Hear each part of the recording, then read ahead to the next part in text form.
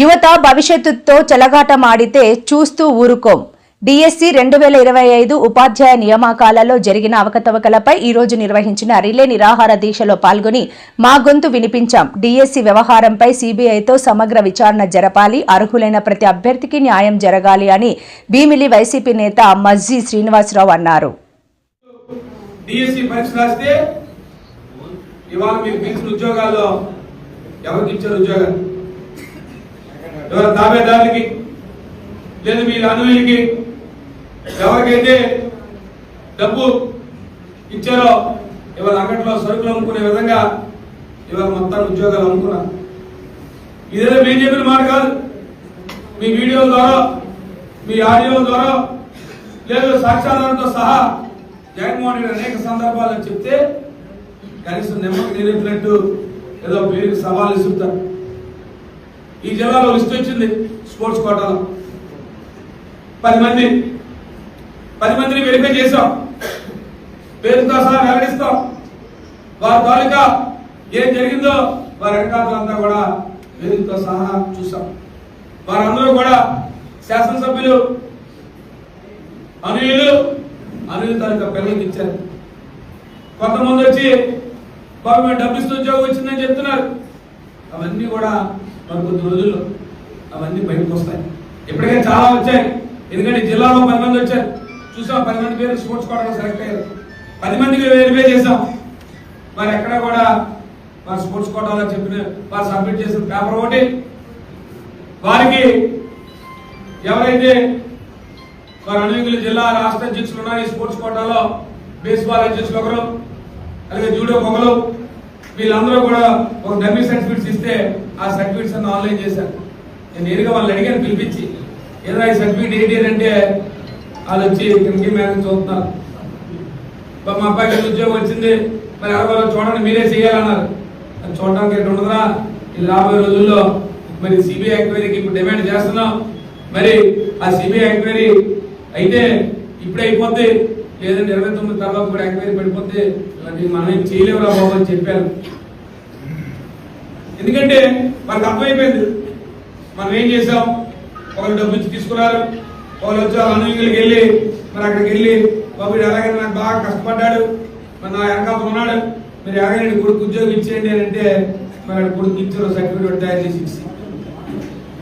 ఇది ఈ జిల్లాలో పరిస్థితి. కాబట్టి జగన్మోహన్ రెడ్డి గారు దీన్ని ఖచ్చితంగా ప్రజల్లో తీసుకెళ్ళాలి. ఈ ప్రభుత్వం చేస్తున్న అరాచక కార్యక్రమం, ఈ ప్రభుత్వం చేసిన అవినీతి కార్యక్రమం, ముఖ్యంగా మెగా డిఎస్సి దగా డిఎస్సిగా ఇవాళ దీన్ని మార్చారు. నిరుద్యోగ యువతని కేవలం ఉద్యోగాల పేరుతో మోసం చేశారు. ఖచ్చితంగా మనం దీన్ని ప్రజల్లోకి తీసుకెళ్లాలని చెప్పి వారి ఆదేశాల మేరకు 6వ తారీఖు నుంచి అంటే రేపటి నుంచి 6, 7, 8, 9 4 రోజులు ఖచ్చితంగా ప్రతి నియోజకవర్గంలో కూడా మరి 4 రోజులు మరి కార్యక్రమ నిరాహార దీక్షలు చేయమన్నారు. ఒక రిలే నిరాహార దీక్షలు కాబట్టి ఉదయం 10 గంటల నుంచి సాయంకాలం 5 గంటల వరకు మన చివరిపల్లి నియోజకవర్గంలో మరి 3 రోడ్డు జంక్షన్ వద్ద మరి ఖచ్చితంగా దీంట్లో 3 విభాగాలు, ముఖ్యంగా ఎవరైతే యువతున్నారో నిరుద్యోగ యువతని, అలాగే ముఖ్యంగా విద్యార్థుల్ని, అలాగే ముఖ్యంగా మనం ఏదైతే మనం ఇప్పుడు కూడా ఏవైతే కార్యక్రమాలు చేస్తామో ఈ ప్రజల తరఫున లేదా ప్రజలకి ఎక్కడైతే అన్యాయం జరుగుతుందో వాటిని సోషల్ మీడియాలో తీసుకొస్తున్నాం. మన సోషల్ మీడియా కార్యకర్తలుగా ముఖ్యంగా వాటిని వారి 3 విభాగాల్ని మనం అనుసంధానం చేసుకొని మరి ముఖ్యంగా పెద్ద మండల పార్టీ అధ్యక్షుల ఆధ్వర్యంలో మరి ఖచ్చితంగా ప్రతి మండలం కూడా ఒక రోజు మరి అక్కడ కూర్చునే విధంగా కూర్చొని ఖచ్చితంగా ఉదయం 10 గంటలకు మొదలు పెట్టుకొని సాయంకాలం 5 గంటల వరకు ఖచ్చితంగా ప్రజలకు తెలుస్తారు ఎందుకు వీళ్ళు కూర్చున్నారంటే ఖచ్చితంగా వారందరికీ వివరించే విధంగా మరి ఖచ్చితంగా అక్కడ సమాచారం కూడా పెట్టి మరి వారందరికీ తెలియజేయాల్సిన బాధ్యత వైఎస్ఆర్ పార్టీ ప్రతిపక్ష పార్టీగా మనకు ఉంది. కాబట్టి ఈ ప్రభుత్వం చేస్తున్న కార్యక్రమంలో ముఖ్యంగా 2 ప్రధానమైన డిమాండ్. ఒకటి, లోకేష్ గారు ఖచ్చితంగా దీని మీద ఇన్ని అవకాశాలు ఉన్నాయి.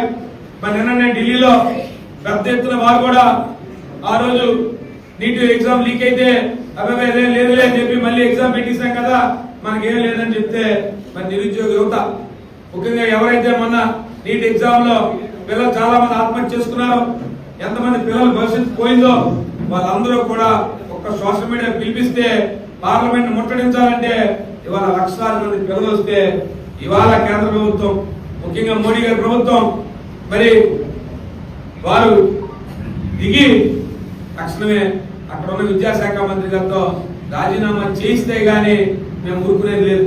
అంటే నీట్ ఎగ్జామ్ అయిపోయింది, ఇంక దానికి సమస్య ఉంది, ఎగ్జామ్ కండక్ట్ చేస్తే రిజల్ట్స్ ఇచ్చే కదా అన్నారు.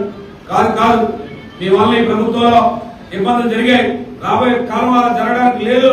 ఖచ్చితంగా విద్యాశాఖ మంత్రి బాధ్యత వహించాలని డిమాండ్ చేస్తే మరి ఆ కార్యక్రమం జరిగింది. మరి వారు ఇక్కడ కూడా మన అదే పరంగా ముఖ్యంగా నిరుద్యోగ యువత తరఫున, నిరుద్యోగ విద్యార్థుల తరఫున మనం గట్టిగా డిమాండ్ చేసి మరి ఖచ్చితంగా సిబిఐ ఎంక్వైరీ చేయాలా, మరి విద్యాశాఖ మంత్రి గారు రాజీనామా చేయాలా.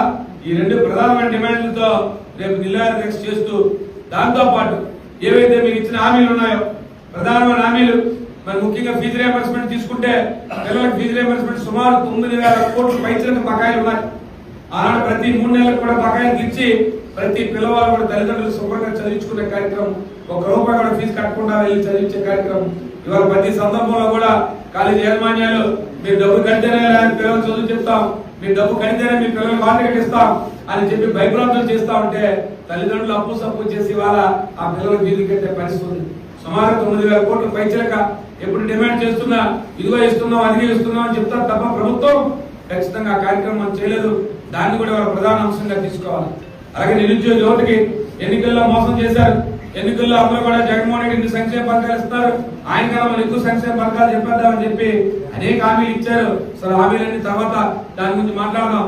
ముఖ్యంగా యువతకు సంబంధించి ఏదైతే నెలకు 3,000 రూపాయలు ఇస్తా ఉన్నారో ఇవాళ ఈ రాష్ట్రంలో ప్రతి నిరుద్యోగ యువతకి సుమారుగా 2 సంవత్సరాల పైచీలకు అయిపోయి 25 నెలలు అయిపోయింది. అంటే ఒక్కొక్కరికి 75,000 రూపాయల పైచీలుగా ఇవాళ బకాయిలు ఉన్నాయి. కాబట్టి ఆ బకాయిలు కూడా తక్షణం ఇవ్వాలని చెప్పి డిమాండ్ చేస్తూ ఈ 3 ప్రధాన అంశాల మీద రేపు నా చిగురు బిల్లులో 4 మండలాలు కూడా ప్రతి ఒక్కరూ ఒక్కొక్క రోజు ఒక్కొక్క మండలాన్ని మరి